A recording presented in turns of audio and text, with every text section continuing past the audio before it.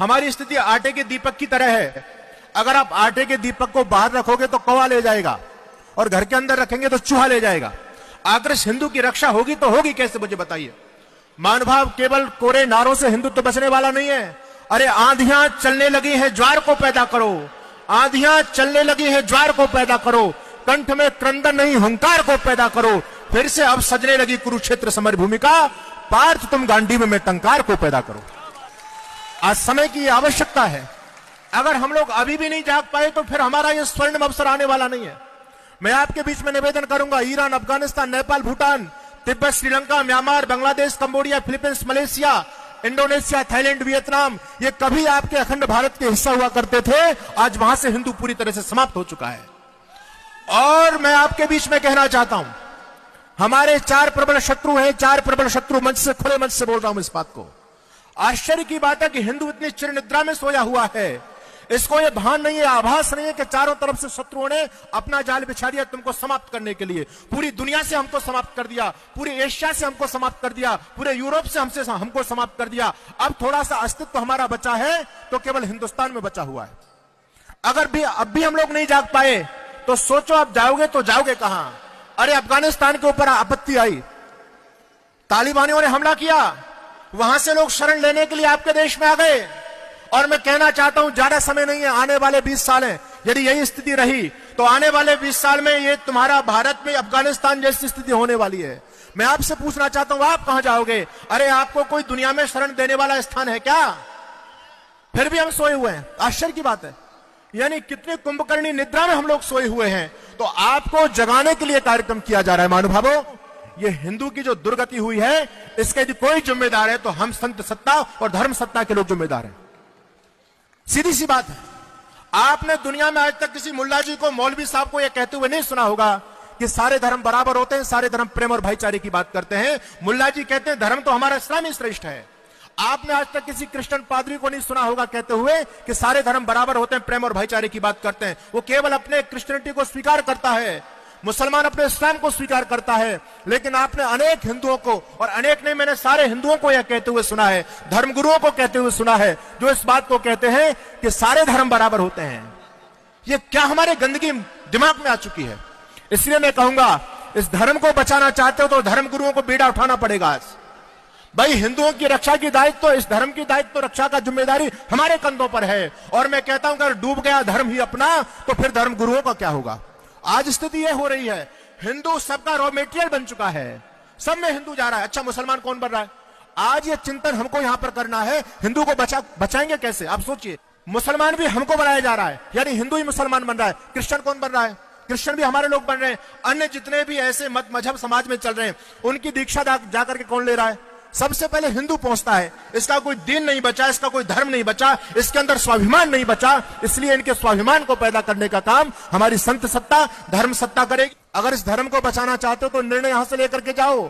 केवल ताली बजाने से, जय श्री राम कहने से तुम्हारा धर्म बचने वाला नहीं है।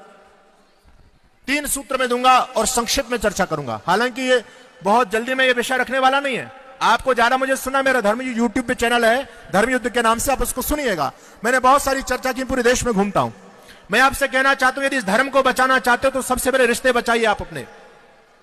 कुछ करने से होगा, केवल जय श्री राम के नारे लगाने से धर्म बचने वाला नहीं है। आज हम ये सोचें कि सरकार कुछ करेगी, मोदी जी की सरकार आ गई।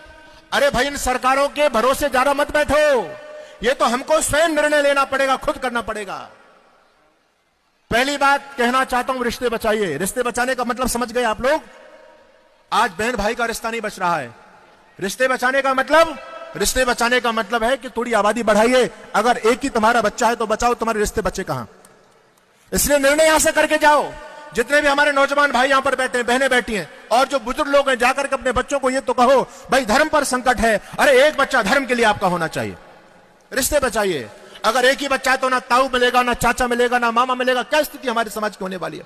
अरे वो तो कहते हैं कि हम 5 हमारे 70 और सबके हाथ में ईंट और पत्थर। मैं ये कहता हूं कि इस हिंदू को मारने के लिए ज्यादा उनको कुछ करने की आवश्यकता नहीं, हम स्वयं मर रहे हैं। हमको सरकारों ने बहकाया, नारा दिया हम दो हमारे दो। हमने नारे को वेद मंत्र मान करके स्वीकार कर लिया। उसके बाद फिर हमको नारा दिया कि शेर का बच्चा एक ही अच्छा, हमने इस नारे को भी स्वीकार कर लिया। उसके बाद में फिर हमको नारा दिया, अरे बच्चा ना बच्ची और नींद आए अच्छी। आज हम इस स्थिति तक आ चुके हैं।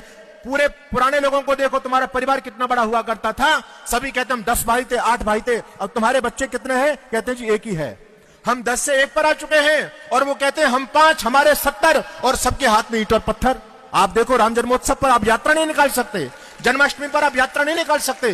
क्या दुर्गति तुम्हारी हो रही है? अरे चिंतन करो, अभी 25% है, 25%, और 25% होने के बाद तुमको सड़कों पर नहीं निकलने दे रहे हैं, तुम्हारी यात्रा नहीं निकलने दे रहे हैं। वो जिस दिन 40% हो गए, अरे क्या तुमको तुम्हारे घरों में छोड़ देंगे? चिंतन करो, ज्यादा समय नहीं है। पहली बात, पहला सूत्र, रिश्ते बचाइए।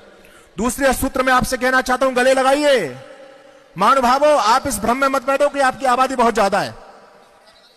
इतना प्रबल षड्यंत्र चल रहा है, आपके अपने भाइयों को आपसे दूर कर दिया गया है। अभी विजयदशमी के दशहरा जो निकला है, आपकी दिल्ली के अंदर ही 10,000 भाइयों का धर्म परिवर्तन किया गया।